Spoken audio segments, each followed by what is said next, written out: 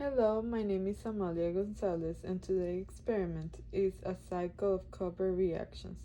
This experiment is divided into 5 parts, and our first part is copper metal to copper to nitrate. And this is how we start. We have the test tube plus the copper, the initial copper, that is like a brownish color.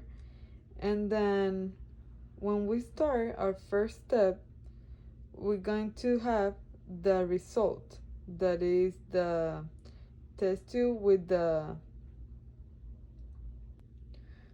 copper to nitrate. This is our result of the copper to nitrate. So what we did, the copper was fully dissolved in the nitric acid solution, producing a reddish brown nitrogen dioxide gas and light blue clear aqueous solution of copper to nitrate.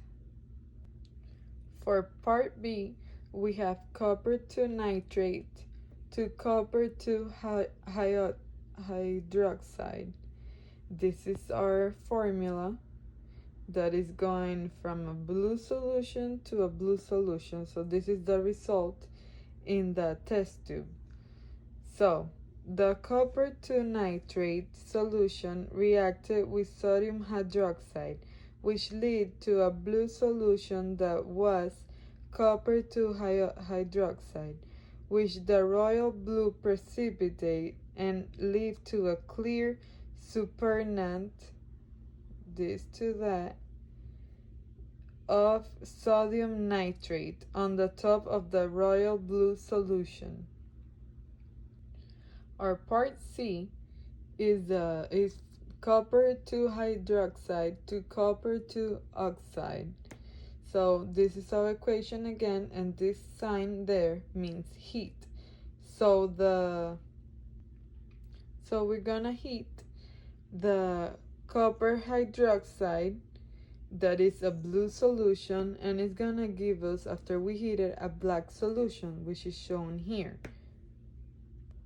And our result is gonna be copper to oxide. So the blue solution is gonna turn into a black solution, and it will also show the evaporize. So heat the solid that is in the copper to hydroxide in the Bunsen burner until the solid turns color. By doing that reaction, we will have now, instead of a blue solid, we will have a black solid, that is the copper to oxide, plus the gas that the heat, that is the water that is shown there, that is vaporizing. So this is what it looks like. And now for part D, we have copper to oxide to copper to sulfate, which is gonna turn a black solid to a blue solution. So after adding sulfuric acid to the solution for copper to oxide to dissolve from copper to sulfate, which will the solution form a blue color again, and now the water will be soluble in salt. Here we have the figure. And our last part is our part E, that is copper to sulfate to copper metal. That is a blue solution, and it's gonna get us to a copper metal. So to the blue solution of copper to sulfate, we added magnesium, and then continue adding sulfuric acid until the magnesium is dissolved and the liquid remains clear. Later, decant the supernatant into your beaker, and then add the ionized water, and then the centrifuge.